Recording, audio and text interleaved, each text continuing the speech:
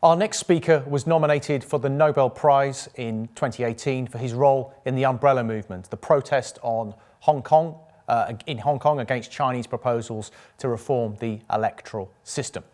He's been arrested numerous times for his activism, has served over 100 days in jail, and has been the subject of 2 documentaries, including the Netflix original Joshua, Teenager versus Superpower. Events in Hong Kong mean that it remains in the headlines. New laws were introduced in the summer, which make it easier to punish protesters and reduces the city's political autonomy. 2 weeks ago, pro-democracy lawmakers in Hong Kong's Legislative Council were forced out of the legislature. And the following conversation with Joshua was pre-recorded last week as he contemplated another court appearance where he and 2 fellow campaigners, Agnes Chow and Ivan Lam, pleaded guilty to unlawful assembly during last year's mass protests. Joshua and the other campaigners expect to spend up to 5 years behind bars. Sentencing takes place on December the 2nd. So joining us from Hong Kong last week, this is Joshua Wong.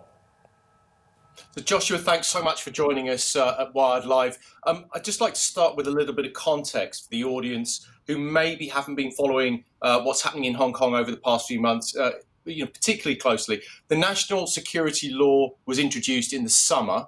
Can you explain what that is and offer a sense of its ramifications? What are its implications? National security law is the draconian law that used to silence the voice of dissidents in Hong Kong, and we recognize it as kind of speech crime. Perhaps national security seems to be the common terms that used by the Western world, especially for the government elite. But I think in the context of Hong Kong, such a city under the hardline crackdown of Beijing, that's not the national security law. In fact, we would describe it as communist regime security law to just legitimize the communist authorities to crack down on Hong Kong people. And with the arbitrary definition of collusion with foreign force, even conducting this interview with foreign media might also be one of the evidence for me to violate the law and to be one of the evidence for me to commit crime. I'm not sure how would be the red line, but I think the threats could not defeat us, make us even stronger determination. With the threats of the national security law of life sentence, or how activists just like me, recognized as state target, might be extradited to China. Perhaps time is running out for our personal safety, but we still need to continue until our voice be silenced. So give us a sense, if you can, of what's happened since July. So the national security law was introduced in July. What's been happening in Hong Kong since then? Apart from my book was banned in Hong Kong's public library, being tracked by unknown private car, held by unknown national security agent already become part of my daily life. I've one experience being followed by 4 private car and 1 motorcycle at the same time and used to trace on me on my daily life. Apart from the book censorship or how being traced by those national security agents, I think how the prosecution is really insane. In Hong Kong, such a city with only 7 million population, since last summer, more than 10,000 Hong Kongers were arrested. The youngest one at the age of 11 is still a primary school kid. The oldest one at the age of 86, even older than my grandpa and grandma. And this kind of cross-generation suppression already sending 2,000 Hong Kongers to face trial in the court. And I still need to attend a court hearing on next Monday. And there's more than half of the chance that I might be locked in prison 7 days later. So last week, 4 members of the Legislative Council were forced out of the legislature. Can you give us a sense of the impact of that? Is that effectively sort of, ending the kind of the democratic aspirations of many Hong Kongers? Oppositional voice should be the critical element when we recognize Hong Kong as the global financial center. Even the leader of the administration is not elected by people. But at least in the Hong Kong legislature, it should still allow some of the opponent to providing the dissident voice to criticize Beijing.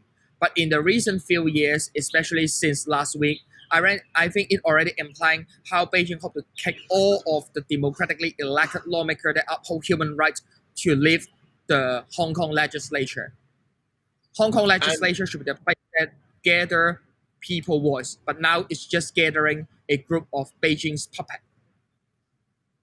And how about the other kinds of institutions since the introduction of the national security law? How are the courts holding up? How is there a free press still? Free press exists in name only in Hong Kong. 2 months ago, when media tycoon Jimmy Lai were arrested, apart from conducting house search in his apartment, more than 200 police stormed into the newsroom of the largest pro freedom newspaper, Apple Daily, stormed into the newsroom and even conduct the search and grab some of the news material of investigative journalists. Apart from how press freedom is being eroded and how Beijing interference on different media outlets in Hong Kong, we also aware how the working visa or foreign journalists or foreign correspondent in Hong Kong face loss of political censorship. If journalists criticize China in the previous day, they might not grant working visa in the upcoming future. And for apart from the press freedom, I think we also realize how Hong Kong turned from one country two system to one country one system.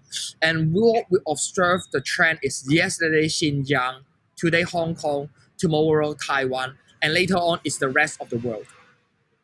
And given the context of what's been happening in the last week or so with the legislature, do you think that this could have an impact on sort of like the many people who are pro-democracy?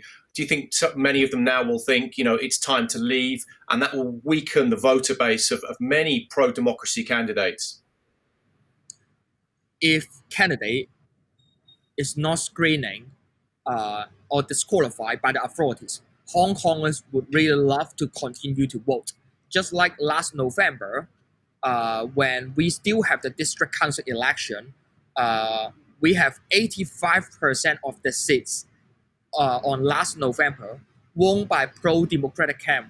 We enjoyed a landslide victory to prove how silent majority in Hong Kong stand on the side of fellow protesters instead of the side of Beijing and those brutal riot police.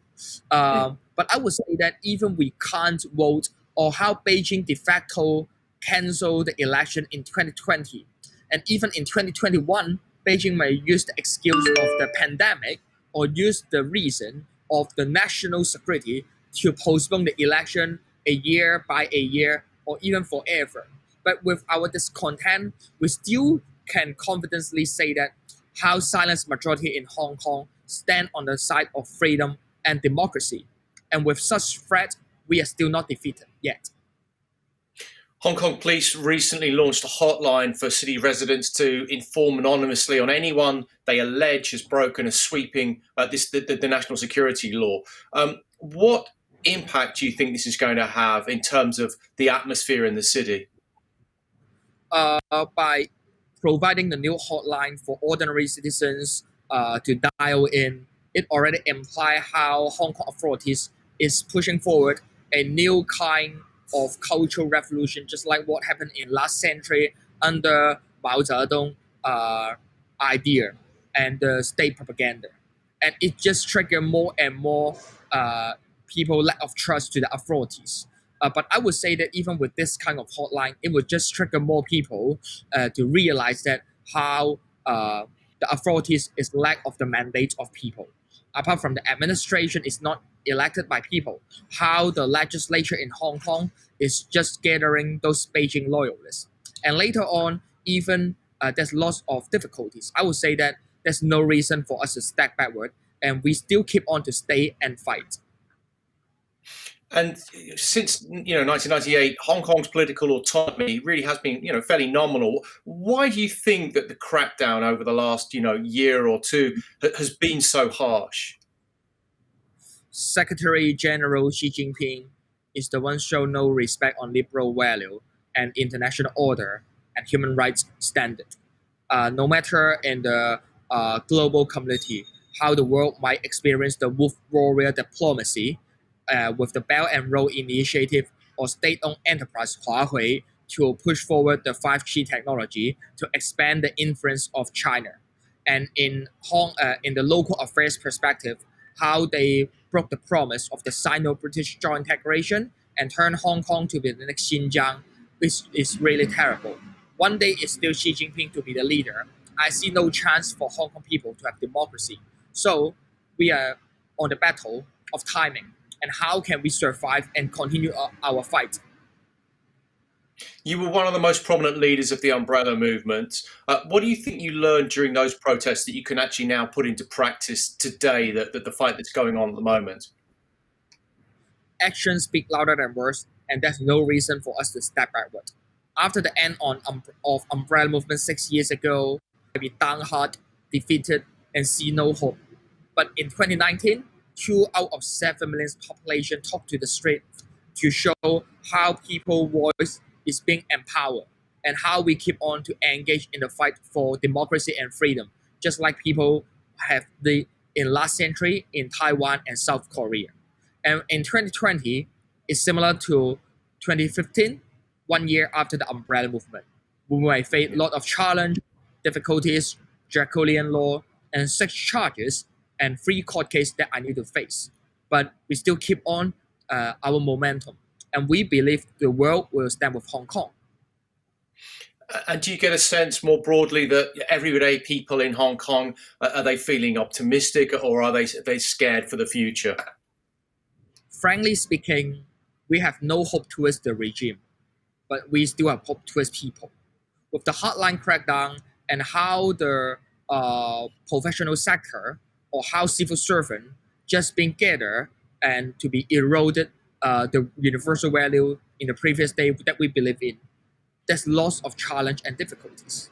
But always, no matter how we keep on our momentum by our online campaign, by our protests, or by how we have our boycott pro-Beijing shops movement, or etc., it also implying that we still keep on our fight. I would say that even we can't win in this battle, but we might win in the war.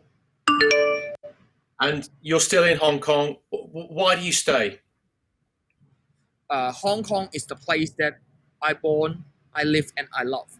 And with the sense of belongings to my hometown, I think it's both important to seek for local and global community support.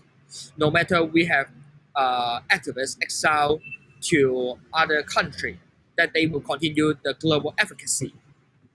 As activists, I will continue the local campaign and let the voice of Hong Kongers being heard around the world. Joshua Wong in Hong Kong, thank you so much for joining us here at Wildlife. Thank you. Thank you. Take care.